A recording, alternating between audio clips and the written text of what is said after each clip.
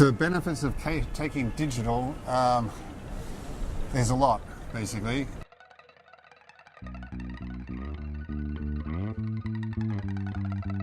I think you've got a consumer, in particular a younger audience, that is moving at the speed of light. How close are we to going completely and exclusively cashless? We can see it as soon as 2025. We're losing 12 ATMs a day.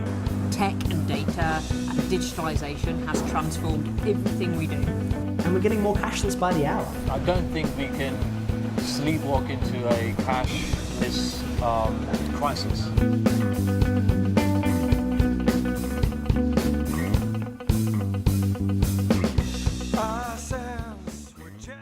Cashless is ramping up now not only because we have the mandate and the technology, but because customer expectations are changing. Retailers who don't embrace that's where the future is going to be are going to be the retailers that are going to be left behind.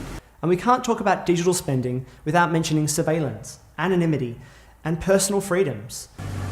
If the government wanted to know what you're spending your money on, they still can do that, even if you're using cash. Are we any safer living in a cashless society? With thousands of data points that now you can collect, artificial intelligence and machine learning is actually doing a great job of detecting fraud. Why are we so hell-bent on moving to cashless? Who's driving this? There is a push from government to go cashless. And the consumers' banks are working towards becoming more and more cashless, because for them, managing cash is a cost overhead. But there's cashless facilitators in this chain as well. A company that can manage data really well will do really, really well in this economy. And Supercorp certainly have that position. Facebook already has a banking license as well. They haven't done anything with it.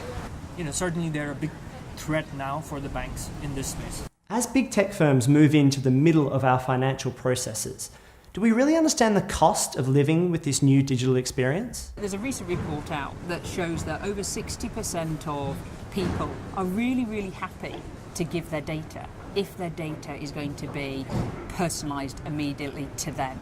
I want you to look at me as Jemima, I want you to zero base everything you know about me, and then as that brand, build up your understanding of me so that when you're talking to me as that brand, we're having a conversation. Of course, there's a very human angle to this move to cashless. 3% of the UK population are unbanked or don't have a bank account. That's about 1 million people. Of those 1 million people, that means they have no access to services if it goes completely cashless. Research shows that when we use cash, we tend to be a bit more frugal, but as soon as we switch to digital payments, we tend to be a bit more spendthrift. UK ranks 9th amongst the G20 countries in financial literacy. When the Swedes set out on their road to cashless, they started dismantling their banking infrastructure. They got rid of ATMs, the banks stopped accepting physical currencies, and they stopped giving it out. Even the public toilets went fully digital.